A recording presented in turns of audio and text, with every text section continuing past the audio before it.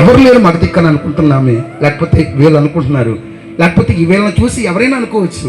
నేను అంటున్న మాట ఏంటో తెలిసిన, వీళ్ళకి వాళ్ళ ఆయన లేకపోవచ్చు, వాళ్ళ పెద్దోళ్ళు లేకపోవచ్చు, వాళ్ళ చిన్నోళ్ళు లేకపోవచ్చు, బేబీ గారికి భర్త లేకపోవచ్చు, లేకపోతే అది వాళ్ళకి వీడికి నాన్న రాకపోవచ్చు. నేను అంటాను పరమ తండ్రి ఉన్నాడు ఇంటికి. స్తోత్రం. పరమ తండ్రి కనుక నేను అంటాను తల్లి లేని వారికి తండ్రి ఆయనే.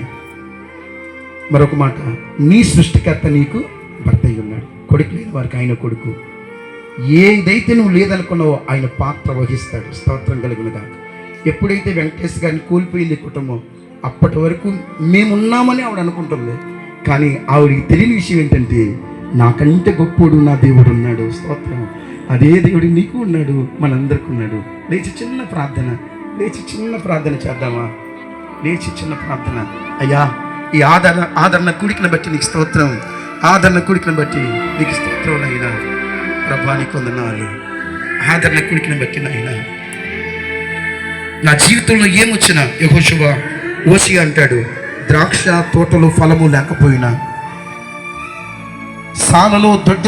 సాలలో పశువులు లేకపోయినా, ఫలించకపోయినా నేను యెహోవా యందు ఆనందిస్తాను. చివరి మనందరం కూడా, నేను నా ఇల్లు, నా ఇంటి వారందరం కూడా నిన్నే స్తుతిస్తాం ప్రభువా. అయ్యా, మా జీవితంలో ఏమీ లేకపోయినా నువ్వు ఉంటే చాలయ్యా. నేను అనుకుంటున్నాను నా కుటుంబంలోని వ్యక్తులు కోల్పోతున్నాను అని. ఎంతమందిని కోల్పోయినా సరే వాళ్ళందరికంటే గొప్పోడు దేవుడు, ఆయన నీతోనే ఉన్నాడు.